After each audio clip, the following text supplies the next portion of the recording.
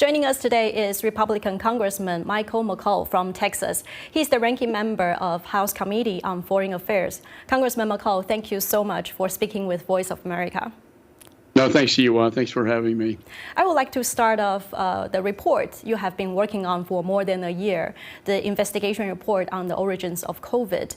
The lab leak theory was highlighted in your previous report last September, and now in a new report, it further points out it's time to dismiss the wet market as the source of the outbreak.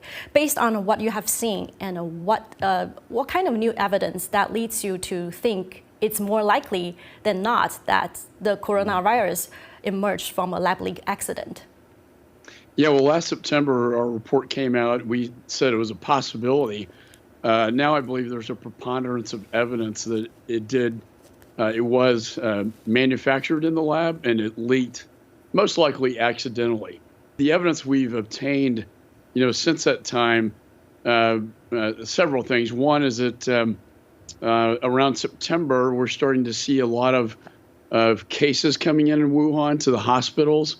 The Wuhan lab actually took their database offline in September, obviously trying to cover it up. We saw the head of the POA, Kim Bio General, literally taking over the lab in 2019.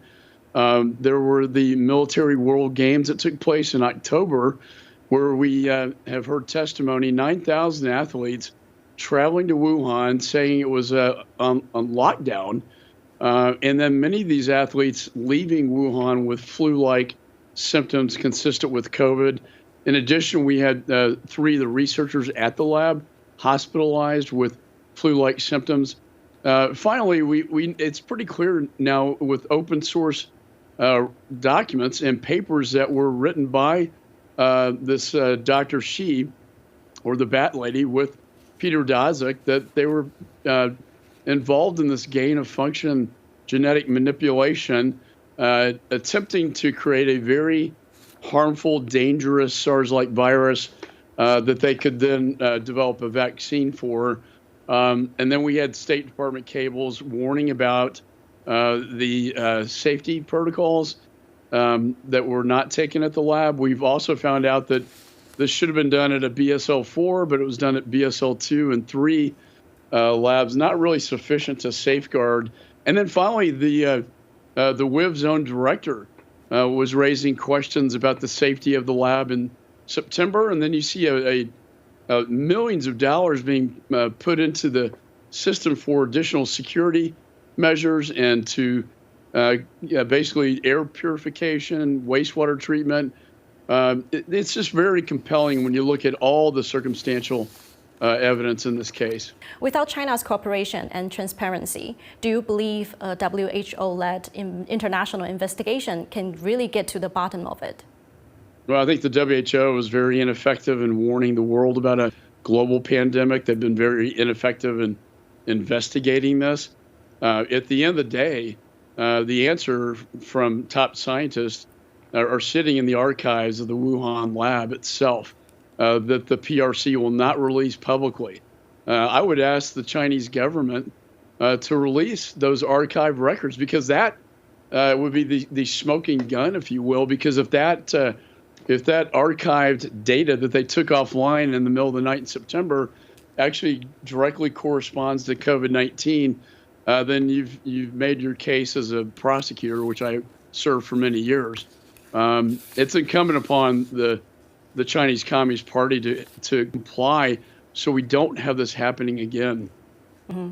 Chinese state-run media, Global Times, launched a petition and claimed that over 10 million Chinese citizens had signed a petition demanding WHO to investigate Fort Detrick in the U.S.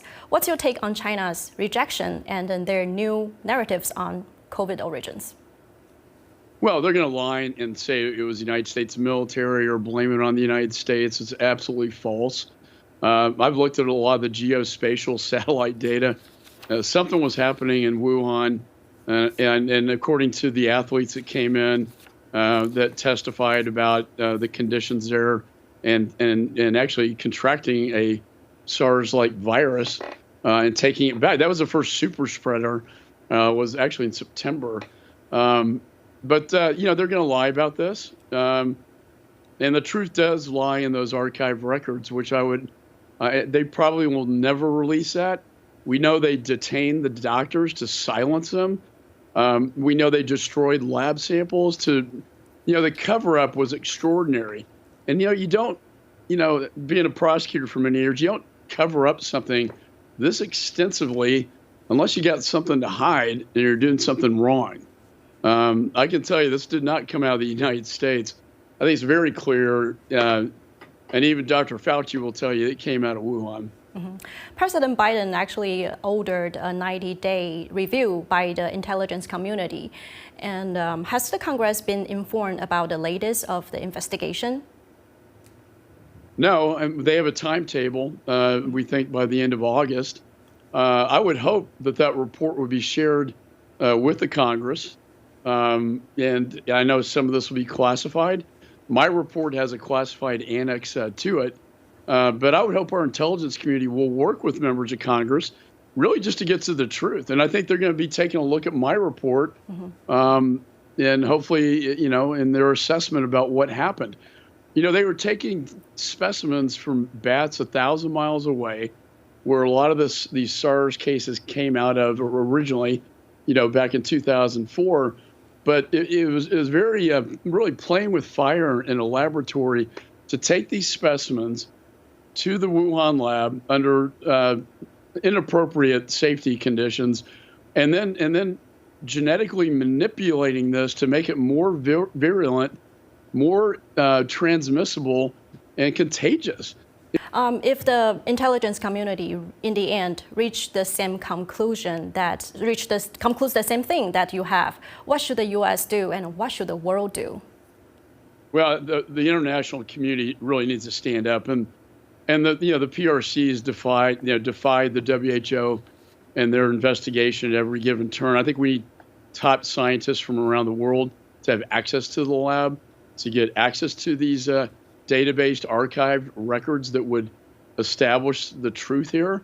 And I think the United States we should be looking at sanctions against Dr. Shi and those involved in this very deadly experiment that was taking place, and they need to be held responsible. You stated before that this whole episode of pandemic really caused America to take a sober look in our relationship with China. As the U.S. now is recovering from the pandemic and seeing what happens, what China has done, how would you describe the future relationships between the U.S. and the PRC? Well, it's very tense. I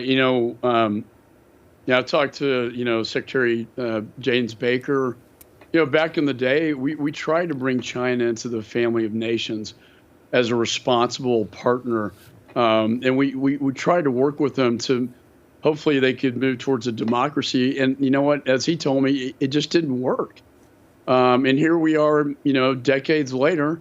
They have a second largest economy, the greatest global challenge to the United States and our allies, both from an economic standpoint and military standpoint. Their Belt and Road Initiative is across the globe. And I think, to your point, COVID woke the American people up.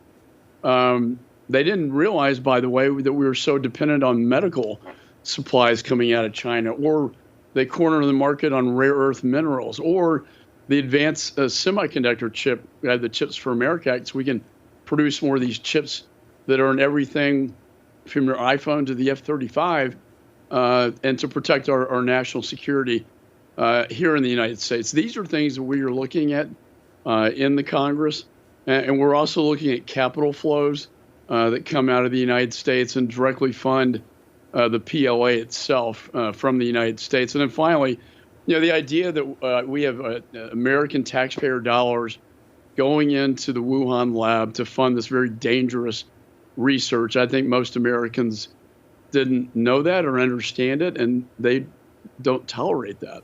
Mm-hmm. And that concludes our interview today with Congressman McCall. Thank you so much, Congressman, for taking your time to share your insights with us today. We truly appreciate it.